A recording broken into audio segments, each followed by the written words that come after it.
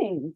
If you're interested in psych and you are looking for some psych articles, I want to show you a cool database that we have. Okay. So that database is going to be located in the databases at Prairie View's library's webpage, our John B. Coleman Library at pbanu.edu/library. Okay. What we're going to do is we are going to go to databases, A to C.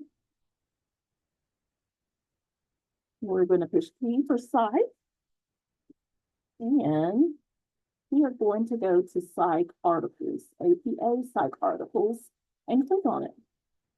All right. APA psych articles will bring us back articles, from select journals.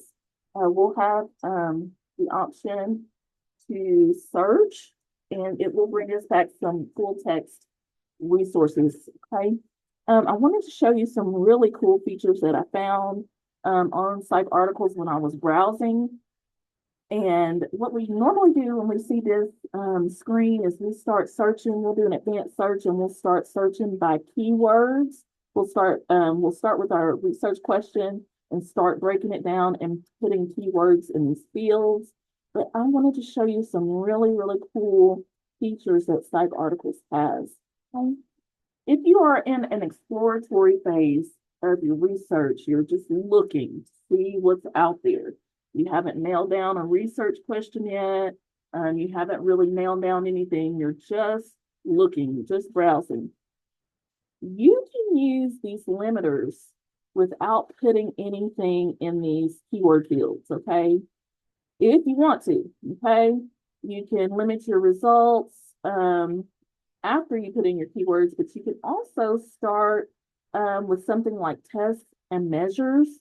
If you know of a disorder maybe that you're looking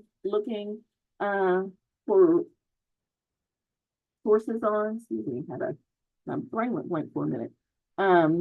Like I was looking earlier, generalized anxiety disorder. I know that there might be a specific scale or test for that, but I'm going to pretend like I don't know and just say, all I know is generalized anxiety disorder. I want to study it. I want to use it in my class, in my research, and I'm just looking for information on it. Okay, so we haven't put in any keywords. We just search in generalized anxiety disorders. We're going to put it in tests and measures because we want the tool, we want the database to tell us more information about it. Okay, and I am just going to search generalized anxiety disorder in tests and measures, and I got 610 results back. Okay, I'm just going to randomly push one of these articles. Let's do this first one. And just like always, you will see the publication information. You'll see the title. You'll see which journal the article was published in. You'll see the authors, right? You'll see when it was published. Let's keep going. Okay. So when you are researching, or when you're looking for articles to include in your research or include in your references, and you don't want to read the whole article, or you're pressed for time, you've already been reading so many articles, and you just need an additional article, what you can do is you can always read that abstract, see if it relates to your study in any way, see if you can use it or not first before you spend time reading the whole article. But also you can read this impact statement. Okay, that's also going to be pretty helpful to you, reading that abstract and impact statement before you spend all your time reading the entire article. Read those two first and see if you can use it, okay? Also, if I keep on going, if I keep on scrolling, I'm going to run into tests and measures.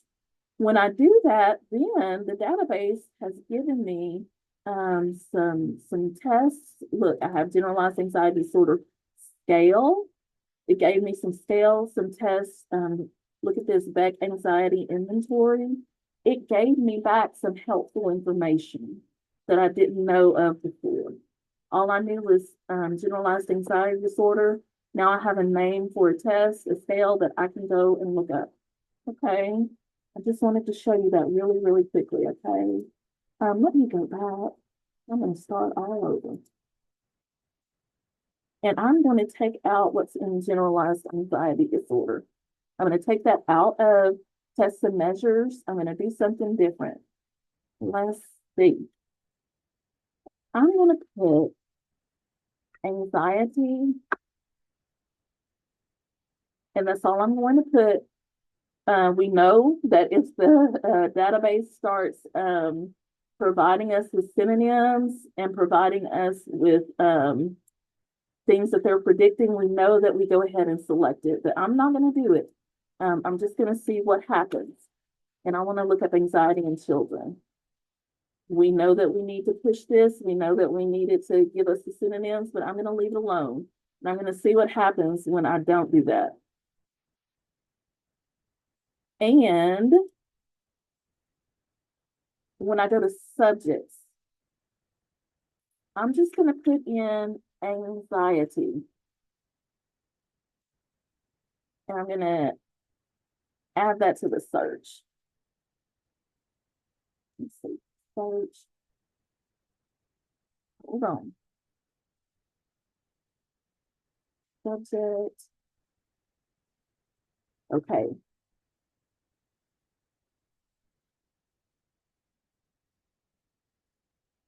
Hold on, y'all. Sorry about that.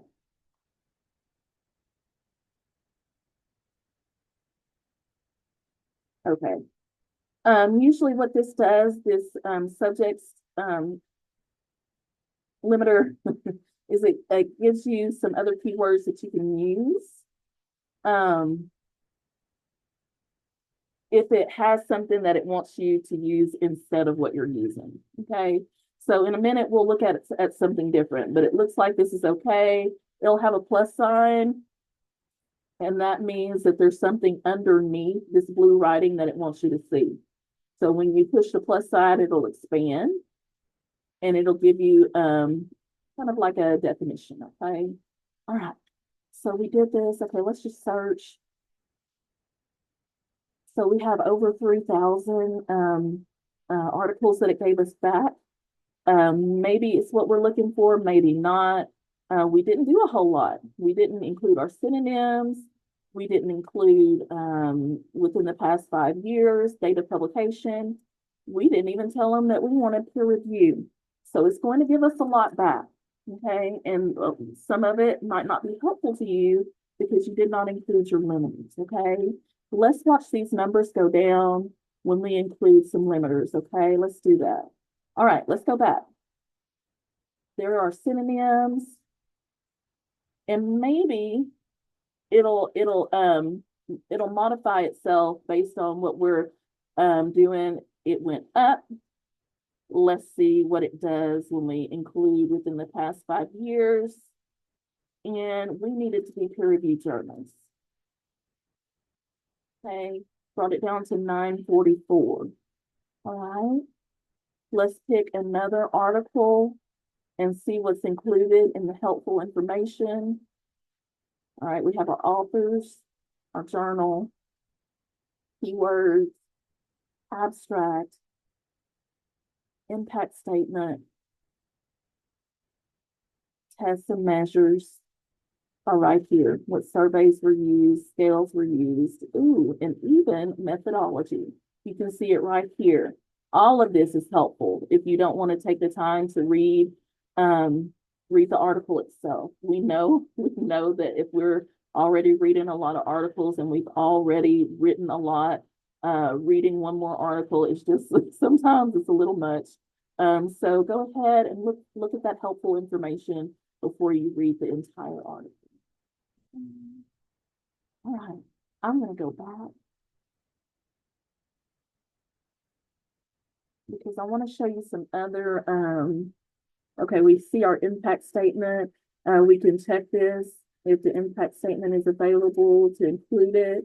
If we want it to be peer reviewed, you can manually put in your, when you want your date modified to your date of publication. We saw tests and measures. You can include your age groups. Maybe you don't want infants in your study. Maybe you want to look at young adults. Maybe you don't want adolescents in your study. Maybe you want middle-aged people, individuals.